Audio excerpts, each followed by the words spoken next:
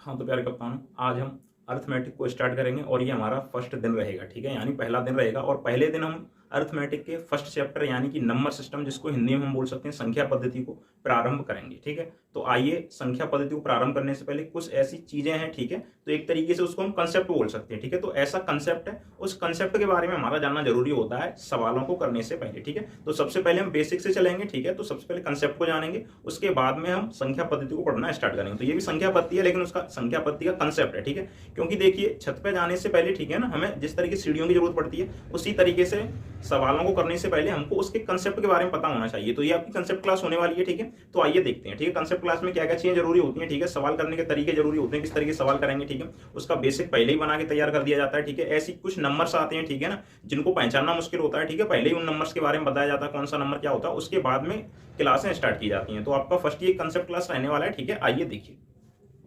तो सबसे पहले मैं आपको बता दूं, हमें प्रत्येक नंबर सिस्टम है ना, संख्या पद्धति है, तो हमें प्रत्येक नंबर को जानना जरूरी होता है। ठीक है, नंबर क्या होते हैं, जैसे मैं आपको बता दूं, धन पूर्णांक होते हैं, ऋण पूर्णांक होते हैं, पूर्णांक होते हैं। ठीक है, पूर्ण संख्या होती है, रियल नंबर यानी वास्तविक संख्या होती है। ठीक है, उसके बाद में परमेय होती हैं, अपर्मेय होती हैं। ठीक है, भाज्य होती हैं, अभाज्य होती हैं, सम विषम, इस तरीके के नंबर आते हैं, उनको पहचानना जरूरी है। ठीक है, तो सबसे पहले मैं आपको इन नंबरों की पहचान करना बता दूं और नंबर होते क्या है वो बता दूं मैं आपको सबसे पहले। ठीक है, फर्स्ट तो यहाँ पे देखिए, फर्स्ट हमारा रहने वाला है धन पूर्णांक। ठीक है, धन पूर्णांक को हम प्राकृत संख्या बोल सकते हैं। ठीक है, और प्राकृत संख्या क्या होती है अगर मैं आपको बता दूं, ठीक है, तो वैसे नंबर जिनको हम पर्सनल लाइफ में गिनती में यूज करते हैं। गिनती में हम गिनती कहां से स्टार्ट करते हैं, एक से, तो एक दो तीन चार पांच छह सात आठ, कहां तक जाती है पता नहीं है। ठीक है, जो पता नहीं है उसी को हम अनंत बोलते हैं। ठीक है, तो वो प्राकृत संख्या क्या हो जाएंगी, धन पूर्णांक, तो ये हो जाएंगे आपके एक दो तीन डॉट डॉट डॉट कहां तक, अनंत तक। ठीक है, इसको आप अनंत बोल सकते हैं। ठीक है, अनंत का मतलब होता है जिसकी कोई परिभाषा ना हो। ठीक है, बहुत बड़ा नंबर। ठीक है, तो ये आपके होते हैं कौन से, प्राकृत संख्या ही बोल सकते हैं इनको आप। ठीक है, और धन पूर्णांक भी बोल सकते हैं। ठीक है, इसके बाद में बात आते हैं पूर्ण संख्या। ठीक है, तो मैं आपको बता दूं, जितने भी आपकी ये प्राकृत संख्या होती हैं, ठीक है, उन्हीं को हम पूर्ण संख्या बोलते हैं। बस इसमें एक अंक बढ़ जाता है, उसको हम बोलते हैं जीरो। तो देखिए मैं आपको बता दूं पूर्ण संख्या क्या होती है। ठीक है, तो ये आपकी जीरो से स्टार्ट होंगी। फर्स्ट नंबर आएगा आपका जीरो, फिर एक, फिर दो, फिर तीन, फिर डॉट डॉट डॉट, मतलब चार पांच छह सात अनंत तक, फिर ये भी रहने वाले हैं। ठीक है, अनंत आप समझ रहे होंगे, तो यही नंबर। ठीक है, तो ये आपके होते हैं पूर्ण संख्या। ठीक है ना, तो पूर्ण संख्याओं में बस क्या होता है, इन दोनों में कितना डिफरेंस है, बस जीरो का डिफरेंस है। ठीक है, बात आती है ऋण पूर्णांक की। तो ऋण पूर्णांक, जैसे ये धन पूर्णांक था, तो बस इन सब में आगे ऋण लगा दो तो ऋण पूर्णांक बन जाता है। ठीक है ना, कहां से ऋण पूर्णांक बनता है, तो देखिए मैं आपको बताऊं, ऋण पूर्णांक जो होता है वो उल्टा चलता है। उल्टा का मतलब क्या है, जैसे मैं आपको बता दूं, अगर माइनस में दो नंबर है, ठीक है, एक माइनस का 6 है, एक माइनस का 7 है, तो इनमें आपसे बड़ा नंबर पूछे तो माइनस में उल्टा चलता है। ठीक है, तो माइनस का 6 वाला बड़ा होगा, माइनस का 7 वाला छोटा होगा। तो उसी तरीके से अगर हम इनको लिखना चाहें तो वैसे हम आगे से भी लिख सकते हैं, पीछे से, तो फिलहाल मैं लिखूंगा आगे से। ठीक है, तो फर्स्ट नंबर आपका ऋण पूर्णांक में रहेगा माइनस का 1। ठीक है, सेकंड आपका रहेगा माइनस का 2, थर्ड आपका रहेगा माइनस का 3, फोर आपका रहेगा माइनस का 4। ठीक है, अब मतलब आप समझ जाइए ये नंबर चलते रहेंगे और कहां तक जाएंगे, जैसे ये प्लस अनंत तक जाते हैं इसमें, तो ये माइनस अनंत तक जाएंगे। ठीक है, बस क्योंकि इसमें अनंत वाला जो नंबर होगा वो भी ऋणात्मक होगा। ठीक है, कैसा होगा, ऋणात्मक होगा। ठीक है, तो ये तीन नंबर होते हैं आपके ऋण पूर्णांक। अब बात आती है आपके पूर्णांक की। ठीक है ना, क्योंकि यहाँ पे समझिए ये क्या हो जाता है, ये धन पूर्णांक हो जाता है, ये आपकी पूर्ण संख्या हो जाती है, ये ऋण पूर्णांक हो जाता है, ये आपका पूर्णांक होता है। ठीक है, तो मैं आपको पूर्णांक में बता दूं, इन तीनों नंबर को मिला के हम पूर्णांक बनाते हैं। तीनों नंबर को मिला के कैसे पूर्णांक बनाएंगे, तो मैं आपको बता दूं, वो नंबर जिसमें प्लस की भी संख्याएं आए, माइनस की भी संख्याएं आई, ठीक है, और साथ में बीच में एक जीरो भी आए, ठीक है, तो उनको हम बोलते हैं पूर्णांक संख्या। ठीक है, तो पूर्णांक क्या होते हैं, तो मैं आपको बता दूं, ये आपका माइनस अनंत से चलेगा। ठीक है, अगर आपको ऐसे समझ में आए तो मैं आपको बता दूं, यहाँ पे होता है पूर्णांक के लिए जीरो, जीरो के बाद में आता है एक, एक के बाद में आता है दो, दो के बाद में तीन आता है, तीन के बाद में डॉट डॉट डॉट आप करते रहिए, ठीक, कहां तक, अनंत तक। उसी प्रकार से जीरो से इधर आता है हमारा नंबर -1। ठीक है, इधर आता है माइनस का 2, इधर आता है माइनस का 3, ये नंबर आते हैं। तो इसके बाद में यहां से इधर क्या आएगा, तो यहां से ये देखिए माइनस का अनंत आएगा। ठीक है, तो बस ये नंबर आपके होते हैं पूर्णांक में। ठीक है, तो यहाँ पे 4 5 6 सभी नंबर हैं। ठीक है, 100 150 2 लाख 10 लाख 100 लाख 100 करोड़ तक, ठीक है, सब कुछ है। उसके बाद में सबसे सरल नंबर की बात करें तो ये होता है आपका सम संख्या। ठीक है, अमूमन ज्यादातर बच्चे इसको जानते हैं, तो मैं आपको बता दूं, सम संख्या क्या होती है, वैसे नंबर जो दो से डिवाइड हो जाए, मतलब दो का भाग चला जाए। अरे इतना नहीं सोच पा रहे तो कोई बात नहीं, ऐसी संख्या जिसका इकाई अंक देखिए 0 हो, 2 हो, 4 हो, 6 हो, 8 हो। ठीक है, बस अगर ऐसी संख्या जिनका इकाई अंक 0 2 4 6 8 में से कुछ होता है तो वो संख्या सम संख्या होती है। कितना ही बड़ा नंबर ले लो उससे मतलब नहीं, आपको बस पीछे वाला अंक देखना है, यानी इकाई अंक। ठीक है, अगर विषम संख्याओं की बात की जाए तो वो संख्या जिनमें दो का भाग ना जाए, जैसे 1 है, उसके बाद में 3 है, उसके बाद में 5 है, उसके बाद में 7 है, उसके बाद में 9 है, ये आपकी विषम संख्या होती है। ठीक है ना, कुल मिला के इनको इवन बोलते हैं, इनको ऑड बोलते हैं, ठीक है। इंग्लिश की बात करूं तो उससे मतलब नहीं, हिंदी मीडियम में रही है तो सम संख्या होंगी विषम भी होंगी, ठीक है। उसके बाद में आती है भाज्य संख्या, ठीक है। भाज्य संख्या क्या होती है मैं आपको बता दूं पहले, तो ऐसा नंबर जिसमें एक को छोड़ दिया जाए और स्वयं को छोड़ दिया जाए उसी नंबर को, और उसमें किसी का भाग चला जाए, उसको बोलते हैं हम भाज्य संख्या, ठीक है। तो सबसे पहली अगर मैं सबसे छोटी भाज्य संख्या बताऊं तो वो आपकी होती है 4, ठीक है, ना कि आप 2 समझें, ठीक है। तो देखिए पहले भाज्य के अगर मैं डेफिनेशन के बारे में आपको एक बार और बता दूं, जैसे एक मैं नंबर लेता हूं, कितना नंबर लेता हूं मैं 17, ठीक है। 17 में हम चेक करेंगे एक का भाग, ठीक है, और चेक करेंगे स्वयं, क्या स्वयं, स्वयं का मतलब होता है 17 ही। अब इसका मतलब क्या है तो मैं आपको बता दूं, इन 2 नंबर को छोड़ के अगर 17 में किसी भी नंबर का भाग चला जाए तो 17 भाज्य होगा, क्या होगा, भाज्य। अगर नहीं जाता है तो अभाज्य होगा। अभाज्य का मतलब होता है जिसमें किसी का भाग न जाए, ठीक है। तो समझने की कोशिश कीजिए, ठीक है। यहाँ पे 17 में मैं एक का भाग नहीं दूंगा, एक का आपको किसी में चेक नहीं करना है, और जो नंबर होता है उस नंबर का स्वयं का भाग नहीं देते हैं, जैसे 16 है, 16 ले लेते हैं, ठीक है। इसमें एक छोड़ो और स्वयं छोड़ो, इसको छोड़ के किसी का भाग चला जाए तो ये भाज्य होगा, ठीक है। अब कैसे होगा तो यहाँ पे समझो, मैं एक का भाग नहीं दूंगा 17 में, ठीक है, और मैं 17 का नहीं दूंगा, तो इन दोनों को छोड़ के किसी का भाग जाता है 17 में, देखो ना तो 2 का जाता है, ना 3 का, ना 4 का, ना 5 का, ना 6 का, ना 7 का, ना 8 का, ना 9 का, 10 का, 11 12 13 14 15 16, 16 तक किसी का भाग नहीं जाता है, 17 का हमें देना नहीं है। इसके लिए स्वयं क्या है, 17 है, इसके लिए स्वयं 16 है। तो ये कैसा नंबर हो जाएगा अगर इसमें किसी का भाग नहीं जा रहा है, तो ये हो जाएगा आपका अभाज्य, ठीक है। अभाज्य का मतलब यही होता है किसी का भाग ना जाए, ठीक है। और भाज्य का मतलब क्या होता है, हम एक को छोड़ देंगे तो 16 में देखो 2 का भाग जाएगा 8 बार, ठीक है। 16 में 4 का भी चला जाएगा, 16 में 8 का भी चला जाएगा। तो अगर किसी एक नंबर का भी भाग किसी नंबर में चला जाए तो वो नंबर होता है आपका भाज्य, ठीक है ना, क्या होता है, भाज्य। तो इस तरीके से होते हैं आपके भाज्य भाज्य, ठीक है। तो 16 किस में आएगा, 16 आएगा भाज्य में, ठीक है ना, और 17 किस में आएगा तो अभाज्य में। तो अगर मैं भाज्य नंबर की बात करूं तो आपसे पूछता है सबसे छोटा, ठीक है ना, भाज्य नंबर, ठीक है। तो मैं आपको बता दूं सबसे छोटा भाज्य नंबर होता है आपका 4, ठीक है। 4 के बाद में आता है 6, देखिए 5 में किसी का भाग नहीं जाता है, ठीक है। 5 4 6 के बाद में आता है 8, 8 के बाद में आता है 9, 9 के बाद में आता है आपका 10, 10 के बाद में आता है 12, 11 में किसी का भाग नहीं लगता है, ठीक है। 12 के बाद में आता है 14, 14 के बाद में आता है आपका 16, सॉरी 15 भी आता है, ठीक है। 15 में भाग जाता है 3 का 5 का, 15, 15 के बाद में आता है आपका 16, 16 के बाद में आता है 18, 18 के बाद में आता है आपका 20, 19 में भाग नहीं आता, 20 के बाद में 21 भी आता है, 22 भी आता है, ठीक है, और 22 के बाद में 24 भी आता है। इस तरीके से आप निकाल सकते हैं, ठीक है। तो यहाँ पे समझिए आपसे 2 क्वेश्चन पूछता है, ठीक है, किसमें, अभाज्य में और भाज्य में। सबसे पहले आपसे क्वेश्चन पूछेगा कि सबसे छोटी अभाज्य संख्या बताइए, ठीक है, वो अभी मैंने लिखी नहीं है इसलिए। तो आपसे पूछेगा सबसे छोटी भाज्य संख्या बताइए, तो कुछ लोग 2 बता देते हैं, मैं आपको बता दूं 2 एक अभाज्य संख्या है, ठीक है। सबसे छोटी भाज्य संख्या 2 ही है, ठीक है।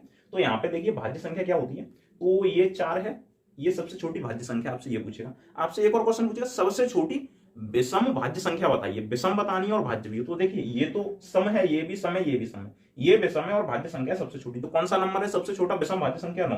तो एक क्वेश्चन आपका यहाँ से पक्का होता है, एक यहाँ से, 2 क्वेश्चन आपसे 100% पूछता ही पूछता है, ठीक है। उसके बाद में बात करते हैं हम अभाज्य संख्याओं की, ठीक है ना। अभाज्य संख्याओं की अगर हम बात करें तो मैं आपको बता दूं, तो देखिए मैं आपको बता दूं सबसे छोटा अभाज्य संख्या आपकी जो होती है वो होती है 2, ठीक है। सबसे छोटी होती है 2, उसके बाद में 3, 3 के बाद में 5, जो इसमें नंबर नहीं आएंगे वो इसमें आएंगे, ठीक है। सभी नंबर जो इसमें नहीं आएंगे वो इसमें आएंगे, ठीक है। 5 के बाद में कितना होता है 7, 6 नहीं होता है। 7 के बाद में कितना होता है, ना तो 8 होता है, ना 9 होता है, ना 10 होता है, तो 11 होता है। 11 के बाद में 13, 13 के बाद में 17, 17 के बाद में 19, 19 के बाद में 23, 23 के बाद में 29, ठीक है। 29 के बाद में 31, 31 के बाद में 37, 37 के बाद में 41, 41 के बाद में 43, ठीक है। 43 के बाद में 47, ठीक है। तो इस तरीके से आपके नंबर होते हैं, ठीक है। ये होते हैं आपके अभाज्य नंबर, इसी में किसी का भाग ना जाए, ठीक है। तो आपसे पूछेगा कि किन्हीं, ठीक है ना, किन्हीं नहीं पूछेगा, आपसे पूछेगा 2, अरे आपसे क्वेश्चन पूछता है सबसे छोटी अभाज्य संख्या बताइए, ठीक है। तो वो आपका 2 नंबर होता है, ठीक है। एक क्वेश्चन इस तरीके से पूछता है ऐसा कौन सा नंबर है जो सम भी है और अभाज्य भी है, तो वो सिर्फ अकेला 2 है, इसमें सिर्फ यही एक नंबर है जो सम होने के साथ में अभाज्य, अन्यथा सभी नंबर विषम है आपके पहले से, ठीक है। तो ये संख्या होती है इस तरीके से, ठीक है। अब उसके बाद में एक और बात करें हम, ठीक है, तो किसकी बात करते हैं हम, सह अभाज्य संख्याओं की बात करते हैं। किसकी, सह अभाज्य संख्या की। तो ये क्या होती है सह अभाज्य संख्या, ठीक है। तो ऐसी संख्याएं जिनमें कोई भी उभयनिष्ठ गुणनखंड न हो। गुणनखंड का मतलब क्या है, या तो आपको HCF न मिले, ठीक है, या तो कोई भी उभयनिष्ठ गुणनखंड न हो। जैसे मैं आपको बता दूं 2 क्रमागत संख्या हमेशा सहभाज्य होती है, और भी मैं आपको बता दूं सहभाज्य संख्या, ठीक है, क्या होती है। तो अगर यहाँ पे लिखने की तो बात की बात है, ठीक है ना, लेकिन पहले मैं आपको समझा दूं। देखिए यहाँ पे समझने की कोशिश करना आप, ऐसी 2 संख्या जिनमें कोई भी गुणनखंड ना हो। जैसे एक संख्या ले लेता हूं मैं 2 और एक ले लेता हूं 7, इनमें कोई गुणनखंड है। गुणनखंड का मतलब क्या है मैं आपको बता दूं, एक के अतिरिक्त, जैसे 2 की अगर आप फैक्टर करते हैं तो 2 का फैक्टर कितना रहेगा, 2 इंटू में 1। 7 के करेंगे तो कितना रहेगा, 7 इंटू में 1, तो देखिए इस एक को हटा दीजिए, एक को छोड़कर अगर इनमें कोई और गुणनखंड होता है, ठीक है, तो वो संख्याएं सहअभाज्य नहीं होती हैं, ठीक है। तो यहाँ पे देखिए सहअभाज्य संख्या का मतलब है यहाँ पे 2 है, यहाँ पे 7 है, इनमें कोई गुणनखंड तो है नहीं है, इनमें गुणनखंड नहीं है, ठीक है ना। इन दोनों में क्या नहीं है, गुणनखंड नहीं है, ठीक है, कोई भी गुणनखंड नहीं है। इसके खुद के गुणनखंड 2 हैं, इसके 7 हैं। मैं आपसे बताऊं ये दोनों संख्याएं किसी से कटती नहीं है, ठीक है, उनको सहअभाज्य बोला जाता है। ऐसी संख्या जो किसी से ना कटे। समझ में नहीं आ रहा है तो मैं आपको एक नंबर बता दूं, 15 है, ठीक है, और एक नंबर है 19। ये किसी से कट रहा है? ये नहीं कट रहा है। आप कहेंगे कि सर 19 तो नहीं कटता, मान लेते हैं अभाज्य, लेकिन 15 तो 3 से 5 से कट रहा है। तो मेरी बात सुनिए, दोनों नंबर कटने चाहिए एक ही नंबर से। जैसे आप भिन्न करते हैं, सबसे बढ़िया आसान तरीका, आप इसको भिन्न के रूप में लिखिए। कितना? आप इसको लिखिए 15/19। अब बताइए किसी से कट रहा है? अगर ये कट जाए तो ये सहअभाज्य नहीं है, अगर नहीं कटता तो ये है, तो इसका मतलब ये सहअभाज्य है। और मैं आपको बताऊं, दो क्रमागत नंबर हमेशा सहअभाज्य होते हैं। आपसे पूछता है क्या दो क्रमागत नंबर सहअभाज्य होते हैं? तो होते हैं, ठीक है। जैसे आप 16-17 ले लेते हैं, तो 16 में 17, इनमें कोई भी घनिष्ठ गुणनखंड नहीं है, ठीक है। गुणनखंड का मतलब क्या होता है? फैक्टर मिले दोनों में, यानी दोनों नंबर किसी से कट जाए। आप 16 के बट्टे में 17 लिख लीजिए, 17 के बट्टे में 16। ये कट नहीं रहा है तो इसका मतलब क्या है कि इसमें कोई भी, ठीक है, गुणनखंड नहीं है, ठीक है, गुणनखंड नहीं है, ठीक है। तो इसका मतलब क्या है? ये सहअभाज्य है। तो सहअभाज्य क्या होती है मैं आपको बता दूं। जैसे 2,3 है, इसमें कोई गुणनखंड नहीं है। 3 के साथ में 4 आएगा, इसमें गुणनखंड नहीं है। 4 के साथ में 11 आएगा, इनमें भी गुणनखंड नहीं है। 11 के साथ में 17 आएगा, ठीक है, इसमें भी कोई गुणनखंड नहीं है। 15 के साथ में कितना? 19 ले सकते हैं आप। 16 के साथ में 17 ले सकते हैं आप, ठीक है। 25 के साथ में 41 ले सकते हैं, 42 भी ले सकते हैं, ऐसी बात नहीं है, ठीक है। देखो ये भी भाज्य है, ये भी भाज्य है, ये भी हो सकती है, ठीक है, लेकिन ये कट नहीं रही है किसी एक ही नंबर से, ठीक है। तो इस तरीके की संख्याओं को हम सहअभाज्य संख्या कहते हैं, जिनके जोड़े किसी से कटे नहीं, ठीक है, आपस में। तो उम्मीद करता हूं इतना आपको समझ में आया होगा। इसके बाद में और भी 3 संख्याएं रह गई हैं। एक रह जाती है आपकी परमेय, दूसरी अपरमेय, और तीसरी रह जाती है आपकी वास्तविक संख्या, जो कि इंपॉर्टेंट संख्याएं, ठीक है। आपको मैं वो भी अभी कराता हूँ, ठीक है। तो फिलहाल के लिए आप इसका स्क्रीनशॉट ले सकते हैं, ठीक है। बहुत ही इंपॉर्टेंट ये मैंने आपको बताया, आपको हमेशा काम आने वाला है, ठीक है। आप इसका फिलहाल स्क्रीनशॉट लें, उसके बाद में आगे चल के हम देखते हैं, ठीक है। तो चलिए अब आपको परमेय, अपरमेय और वास्तविक संख्याओं के बारे में बताते हैं, ठीक है। तो देखिए मैं आपको बता दूं परमेय संख्या, ठीक है। तो परमेय संख्या में कैसी संख्याएं आती हैं? ऐसी संख्या जो पूर्णांक बन सके, ठीक है। अब बनने का मतलब क्या है, सीधा बता दूं, ऐसी संख्या जिनको P/Q के रूप में लिखा जा सके, ठीक है, जिनको हम P/Q के रूप में लिख सकें, उनको परमेय बोलते हैं। क्या बोलते हैं? परमेय। अगर हम P/Q के रूप में लिख सकें तो उनको परमेय बोलते हैं, ठीक है। अगर हम अपरमेय की बात करें तो ऐसी संख्या जिनको P/Q के रूप में ना लिखा जा सके, ठीक है, P/Q के रूप में ना लिखा जा सके, उनको अपरमेय बोलते हैं, ठीक है। तो ये होता है कंसेप्ट, और कुछ भी नहीं है, ठीक है। तो मैं आपको नंबर्स बता दूं, आप पहचान कर लेंगे, ठीक है। जैसे फर्स्ट परमेय में आपके नंबर आते हैं सिंपल, स्वतंत्र, ठीक है। तो आपका देखो 0 भी एक परमेय में आता है, ठीक है ना। 0 क्या आता है? परमेय में आता है, ठीक है, क्योंकि हम 0 को P/Q के रूप में लिख सकते हैं। मतलब कैसे लिखेंगे? तो आपको बताओ 0 बट्टे में आप 1 लिख सकते हैं, ठीक है, क्योंकि 1 का भाग हर नंबर में जाता है, ठीक है। तो आप इस तरीके से 0 हो जाएगा, आपका 1 हो जाएगा, आपका 2 भी हो जाएगा, ठीक है। तो ये नंबर आपके प्लस में है तो ये माइनस में भी हो जाएंगे, ठीक है। माइनस का आपका 3 हो जाएगा, ठीक है, माइनस का 7 हो जाएगा, ठीक है।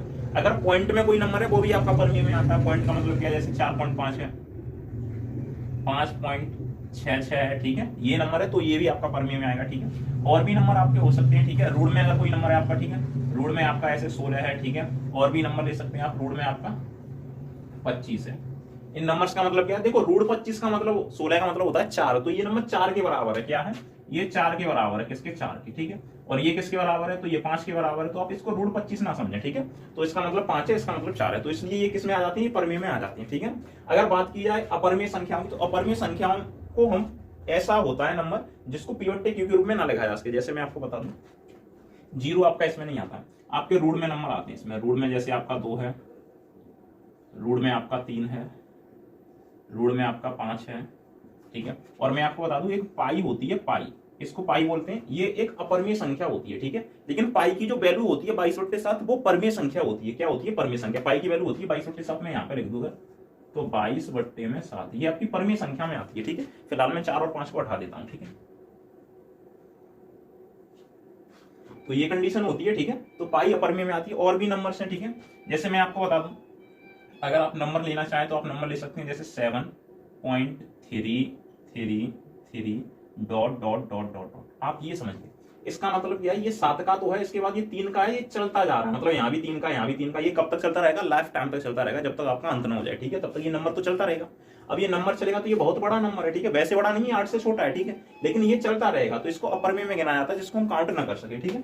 उसके बाद में अगर बात करें और भी नंबर्स आते हैं, ठीक है ना, नंबर्स क्या आते हैं तो मैं आपको बता दूं, अगर किसी नंबर पर रैक रिंग लग रही है, हिंदी में जिसको बार बोलते हैं, आवृत्ति बोल सकते हैं, 6.25 इस तरीके से, किसी पे अगर बार लग रहा है इस तरीके से, ठीक है, तो ये भी आपके अपर में आते हैं, ठीक है ना। तो इस तरीके के नंबर होते हैं जो अपर में आते हैं, ठीक है, और ऊपर वाले परमे में आते हैं। अब देखिए इस पे 5.66 है, तो ये 6 चल नहीं रहा है, ठीक है, यहीं तक रुक गया, ये वाला नंबर रुका नहीं है, ठीक है। इसमें बट्टे वाले नंबर भी आ जाते हैं, अगर परमे में मैंने यहाँ पे लिख दिया 1, ये ठीक है, आप पहचान सकते हैं, बट्टे वाले नंबर भी आ जाते हैं इसमें, ठीक है। और बात करें वास्तविक संख्याओं की, तो मैं आपको बता दूं, इन दोनों नंबर्स को अगर आप मिला दें तो वो वास्तविक संख्या होती है। क्या इन दोनों नंबर्स को मिला दें तो वो वास्तविक संख्या होती है। अगर ये भी ना आप समझे तो मैं आपको बता दूं, दुनिया का हर नंबर एक वास्तविक संख्या होता है, ठीक है, दुनिया का हर नंबर एक वास्तविक संख्या होता है, ठीक है। बस मैं आपको बता दूं, आपके दिमाग में जितनी भी संख्याएं आती हैं वो सब वास्तविक होती हैं, ठीक है। जैसे पहला नंबर आप देख सकते हैं, आप स्टार्ट करें 0 से, स्टार्ट करें आप -1, आप स्टार्ट करें +1, स्टार्ट करें आप 2, आप करें 2/3, आप करें 4/7, आप करें रूट में 6, आप करें रूट में 16, आप करें रूट में 0.27, आप करें 6.3 पे रैक रिंग, ठीक है, आप करें 7.2 पे रैक रिंग, ठीक है। ये सभी आपके वास्तविक संख्या होंगे, आपके दिमाग में जितने भी नंबर आते हैं वास्तविक संख्या होंगे, ठीक है। माइनस का रूट में 7, माइनस का रूट में 11, ठीक है, आपके दिमाग में जो भी नंबर आते हैं, ठीक है। पाई भी इसमें आएगी, पाई की एक वैल्यू होती है 3.14, ये भी इसमें आएगी, ठीक है, 22/7 भी इसमें आएगा, ठीक है। तो दुनिया के जितने भी नंबर हैं बस आपके क्या होते हैं, आपके वास्तविक नंबर होते हैं, ठीक है। लेकिन मैं फिर भी ये आपको यहाँ तक कंसेप्ट समझ में आ गया। एक और चीज आपको बता दूं, इंपॉर्टेंट चीज, सभी वास्तविक संख्या होती हैं तो कुछ काल्पनिक संख्याएं भी होती हैं। काल्पनिक संख्या क्या होती हैं, जैसे मैं आपको बता दूं, ये अगर मैं यहाँ पे रख दूं, ठीक है ना, ऐसे करके, और ये बोर्ड पे अपने आप चलने लगे तो इसको बोलते हैं काल्पनिक, ठीक है, जादुई दुनिया, ठीक है। तो जादुई दुनिया को हम काल्पनिक मान लेते हैं, ठीक है। तो काल्पनिक नंबर भी आते हैं, वो क्या होते हैं मैं आपको बता दूं, काल्पनिक संख्या, ठीक है। तो ये आपकी होती है, अगर कोई नंबर आपका रूट में है और माइनस का है, ठीक है, माइनस का 7 है, रूट में माइनस का 11 है, सिर्फ रूट में अगर माइनस का है, ठीक है, भले ही आपका ऐसा नंबर से, ये सभी काल्पनिक नंबर होते हैं। ऐसा नंबर ना तो वास्तविक होता है, रियल कुछ भी नहीं होता है, ठीक है, रियल में ऐसा नंबर कहीं बन ही नहीं सकता है, ठीक है, इसको इंग्लिश में इमेजिनरी बोल देते हैं, ठीक है। तो ये आपका काल्पनिक नंबर होता है, ठीक है, यहाँ तक बस। अब इसके बाद में हम बात करेंगे तो कंसेप्ट, रियल कंसेप्ट के ऊपर चलेंगे। तो ये सभी संख्याएं, ठीक है, आप इनका भी स्क्रीनशॉट ले सकते हैं, उसके बाद में इनको आप अच्छे से देखें एक बार, ठीक है, उसके बाद में हम चैप्टर का एनालिसिस करेंगे। हाँ, तो चलिए कंसेप्ट क्लास को स्टार्ट करते हैं, ठीक है। और मैं आपको कंसेप्ट क्लास स्टार्ट करने से पहले थोड़ा सा, और ये 4 टॉपिक हैं छोटे छोटे, इनको भी समझ लीजिए, उसके बाद में एकदम से चलेंगे रियल में, ठीक है, चैप्टर वाइज क्या होने वाला है, ठीक है। तो फर्स्ट देखिए, मैं आपको बता दूं, फर्स्ट आपके आते हैं क्रमागत पूर्णांक या क्रमागत संख्या। क्रमागत संख्या क्या होती है, ऐसे नंबर जो क्रम से आए, क्रम से क्या, 1 के बाद में कितना आता है, क्रम से 2, 2 के बाद में कितना आता है, 3, 3 के बाद में कितना आता है, 4, तो ये क्रम से संख्या है, ठीक है। लेकिन मैं आपको बता दूं, 2 क्रम से संख्याएं हमें पता नहीं होती है, तो मानेंगे कैसे। तो आपको पहला नंबर, जैसे अगर मैं आपको बता दूं 2 क्रम से संख्याएं 8 है, एक नंबर है आपका 9। अब इनको प्रदर्शित करने का तरीका देखिए, पहले नंबर को आप x मानेंगे, कितना x, ठीक है। दूसरे नंबर को आपको क्रमशः है, तो इस वाले से ये कितना अधिक है, 1, तो आप इससे इसे 1 अधिक मानेंगे, तो x + 1 मानेंगे आप, ठीक है।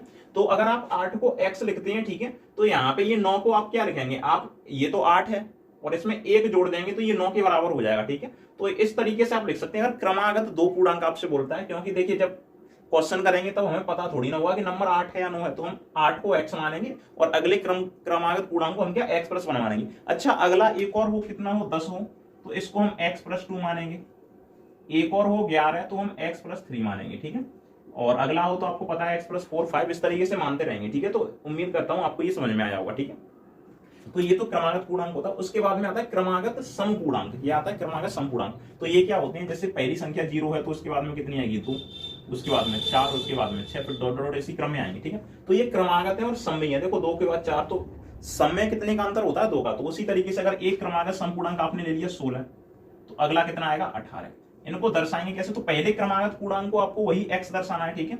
अब दूसरे वाले को आप x तो लिखेंगे, लेकिन यहाँ पे समझो ये वाला इससे कितना अधिक है, ठीक है। तो ये वाला 2 अधिक है, तो इस वाले से ये भी कितना, 2 अधिक होना चाहिए, ठीक है। आपसे अगर समपूर्णांक बोले तो 2 का डिफरेंस होता है, तो आप 2 बढ़ाएंगे, ठीक है। उसी तरीके से अगर अगला 20 हो तो कितना हो जाएगा, ये वाला, फिर और अधिक 2 बढ़ेगा तो कितना हो जाएगा, x + 4, कितना हो जाएगा, x + 4। तो इस तरीके से आपका हो जाएगा, ठीक है, यहां तक क्लियर है। उसके बाद में अगला एक्सप्रेस 6 होगा, एक्सप्रेस 8 होगा, इस तरीके से, ठीक है। और बात करें क्रमागत विषम पूर्णांक की, तो विषम संख्या लेते हैं आप, 1 ले लीजिए, 3 ले लीजिए, 5 ले लीजिए और कितना 7 ले लीजिए, मतलब अब क्या लेते ही रहेंगे, ठीक है। तो यहाँ पे समझिए इन नंबर्स को आपको क्या करना है, आपको क्रमशः, ठीक है ना, इसी तरीके से आएंगे। जैसे अगर आप कोई नंबर ले लेते हैं, आप चलिए 5 ले लेते हैं, एक, ठीक है, 1 ले लेते हैं 7, तो 5 को आप कैसे लिखेंगे, 5 को आप x मान लेंगे, फिर उससे ये कितना अधिक 2, तो x प्लस 2 लिखेंगे। अगला अगर 9 होता तो आप फिर 5 से ये वाला 4 अधिक है तो आप x प्लस 4 कर देंगे, ठीक है।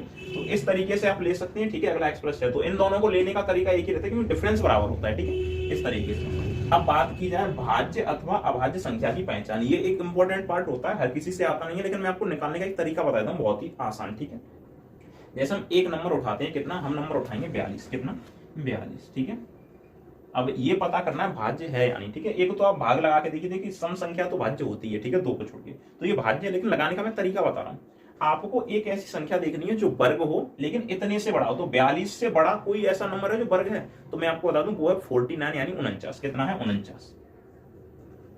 वर्ग है, ठीक है। तो मैं आपको बता दूं क्या करेंगे, आप 49 का, ठीक है, वर्गमूल निकालेंगे। वर्गमूल आप जानते हैं तो क्या है, आप 49 का रूट निकालेंगे, और किसी भी संख्या का रूट निकालते हैं तो आपको पता है कि उसका रूट कितना होता है। तो मैं आपको बता दूं, दो संख्याएं एक जैसी उनका मल्टीपल, यानी कि 7 × 7, तो कितना हो जाएगा 7, तो 49 का वर्गमूल कितना हो जाएगा 7।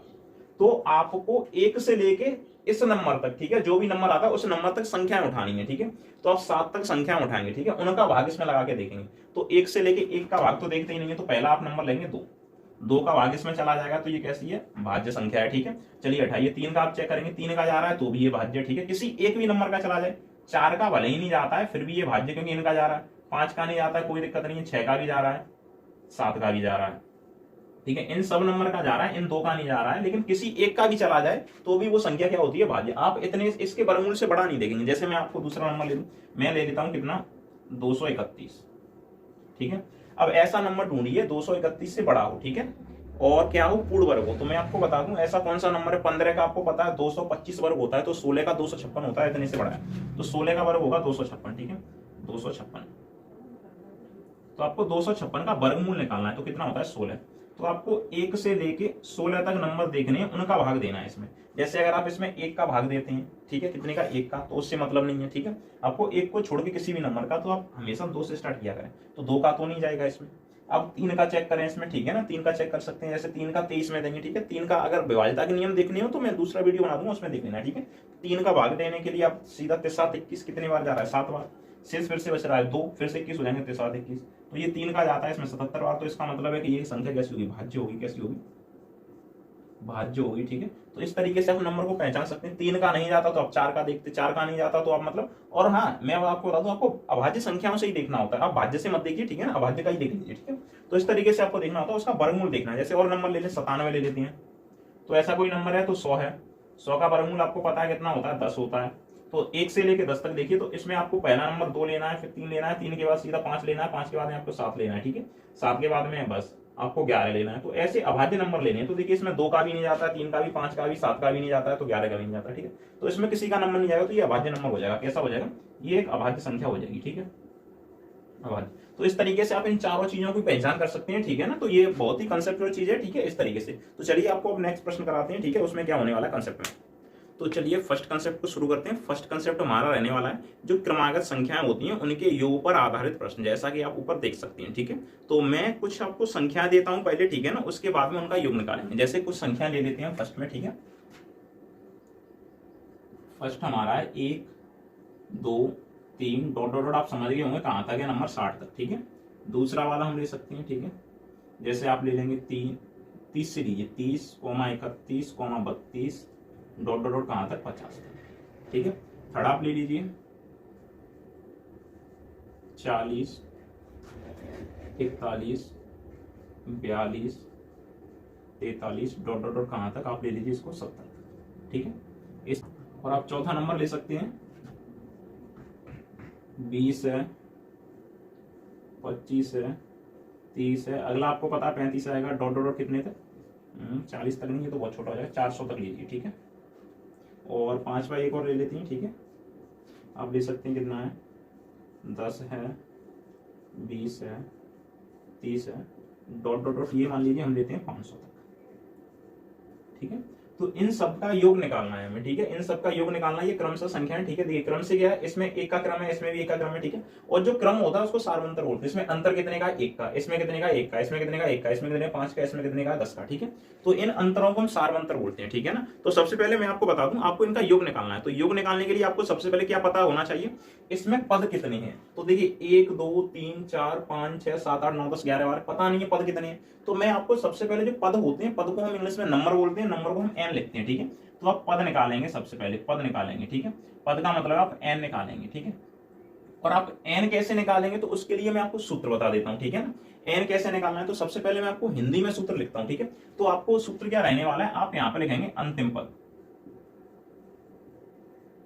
अंतिम पद, ठीक है। और उसमें से आप घटाएंगे प्रथम पद। क्या घटाना है आपको, प्रथम पद, प्रथम पद। और आप बट्टे में क्या लिखेंगे, यहां पे सार्वंतर,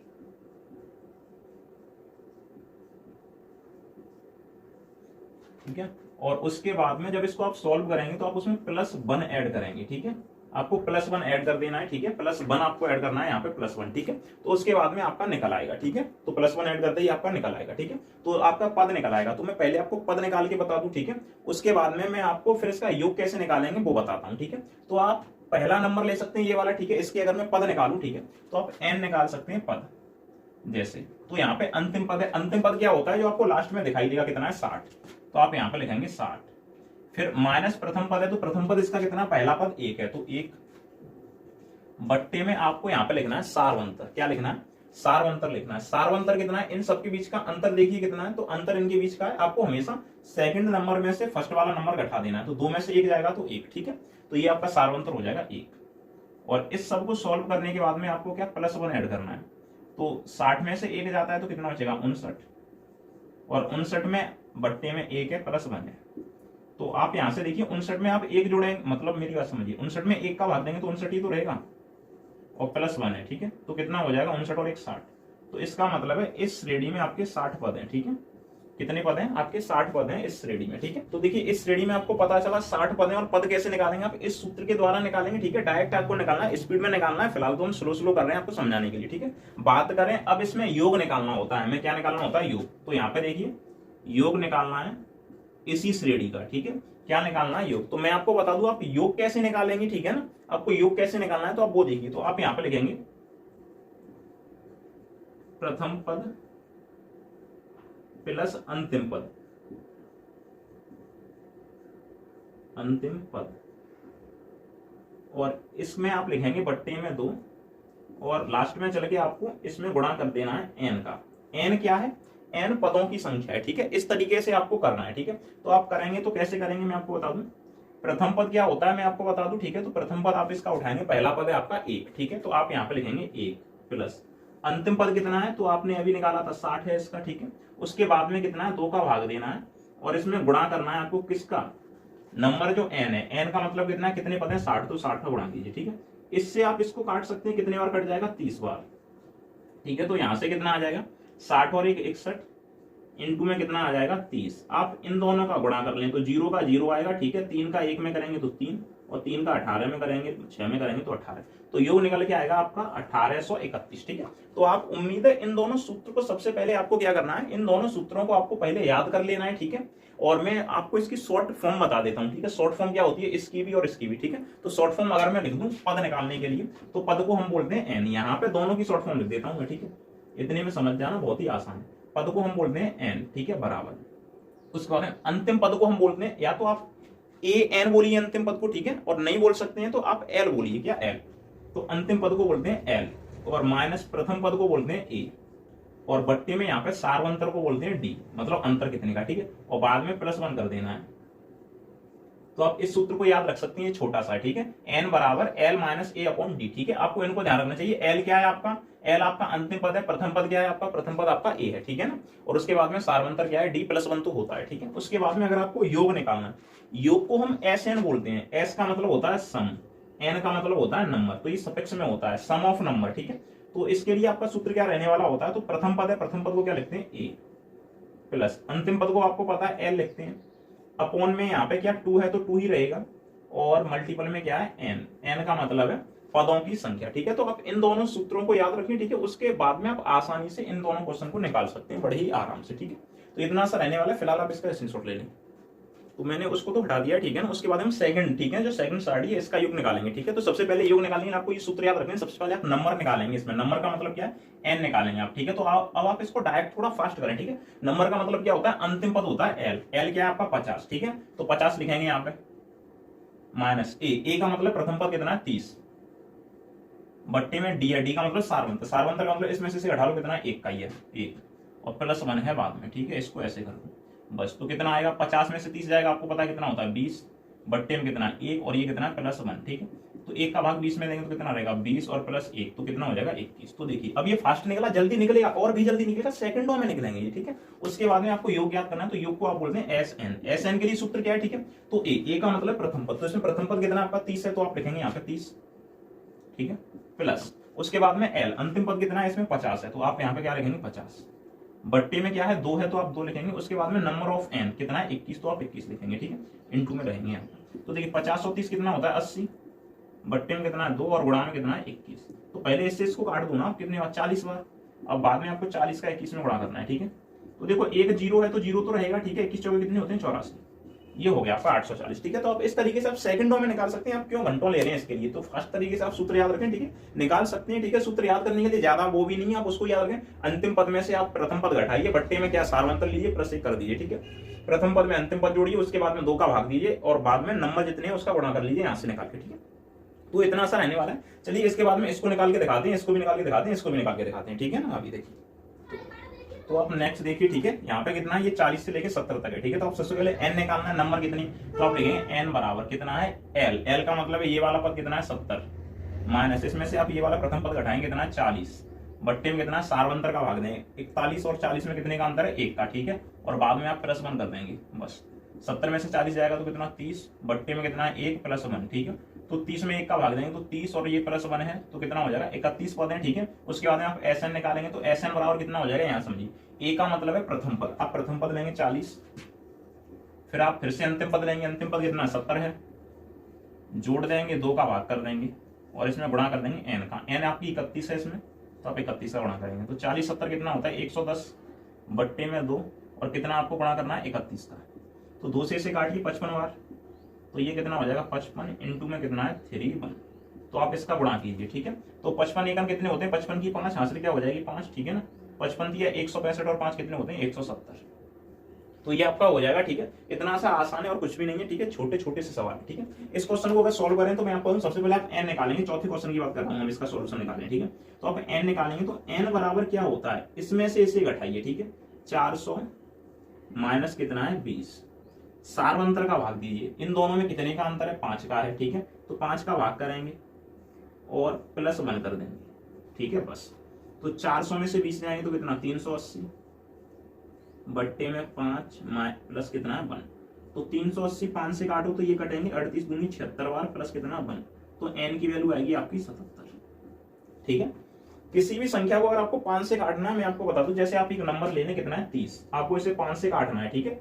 तो आप कुछ भी ना करें, इस जीरो को भूल जाए, इस नंबर का डबल कर दें, 3 का डबल कितना होता है 6, बस ये हो गया। वही मैंने किया है यहाँ पे, 38 का डबल कर दिया, 38 दूनी होते हैं 76, जीरो हटाइए 1 जोड़ दिया तो बस 77 आ गए। तो n 77 आई, आपको निकालना है एस एन, क्या निकालना आपको एस एन, तो एस एन बराबर कितना हो जाएगा आपका, ठीक है।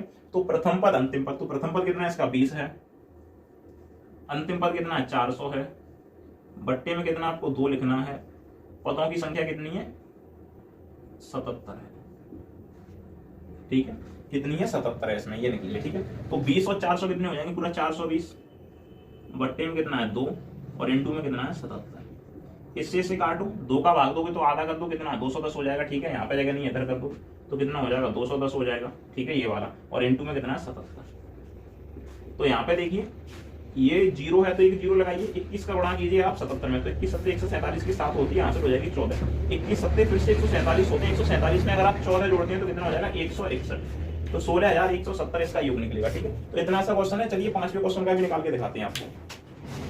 तो चलिए 5वें क्वेश्चन का निकालते हैं, ठीक है। 5वां क्वेश्चन कितना है 10 20 30 500, ठीक है। तो यहाँ पे देखिए आपको सबसे पहले n निकालना है, ठीक है। तो n निकालने के लिए वही अंतिम में से आप प्रथम घटाएंगे, तो 500 में से इसे घटा दीजिए, ठीक है। 500 माइनस कितना है 10, बट्टे में सारवंतर का भाग दीजिए, 10 के बाद में 20 है तो 10 का ही अंतर है, ठीक है। और बाद में क्या आपको +1 करना है, ठीक है। तो यहाँ पे देखिए 500 में से ये घटाएंगे तो कितना बचेगा 490, और बट्टे में कितना है 10, और प्लस कितना है 1, तो इससे काट दीजिए 49 बार, तो 49 ये हो जाएगा और +1 ये हो जाएगा, तो बराबर कितना हो जाएगा, तो 50 तो पद आएंगे इसमें n की वैल्यू, ठीक है। अब आपको Sn निकालना है, तो Sn का मतलब पदों का योग, ठीक है। तो आप क्या करेंगे, प्रथम पद लेंगे, अंतिम पद लेंगे, ठीक है। तो 10 से लेके आपको 500 तक लेना है, ठीक है। तो 10 प्लस कितना है 500, बट्टे में कितना है 2, ठीक है, नियमानुसार इंटू कितना है n की वैल्यू कितनी है आपकी 50, तो यहाँ पे 50 लिखेंगे। तो 10 और 500 कितने हो जाएंगे, 510 हो जाएगा, ठीक है। बट्टे में कितना है 2, तो 2, इंटू में कितना 50, तो 50, ठीक है। अब आप क्या करेंगे, यहाँ से समझिए, इससे से काट दीजिए 25 बार, ठीक है। 25 बार, 25 का आप 510 में गुणा कर सकते हैं, तो 25 का 0 में करेंगे 0, 25 का 1 में करेंगे तो 25 की 5 हासिल कितनी हो जाएगी 2, 25 पहिया कितनी होते हैं 125, और तो कितने हो जाएंगे 127, ठीक है। तो इस तरीके से आप इस आसान से क्वेश्चन का आंसर निकाल सकते हैं, ठीक है। तो बस ये कांसेप्ट आपका क्लास होने वाला था, फर्स्ट सेकंड टर्म में हम आपको सिखाएंगे, ठीक है ना, संख्याओं के वर्गों घनों पे अंतर, ठीक है, और भी कुछ आगे सिखाने वाले हैं, ठीक है। इसके बाद में ये क्लास यहीं तक समाप्त करते हैं।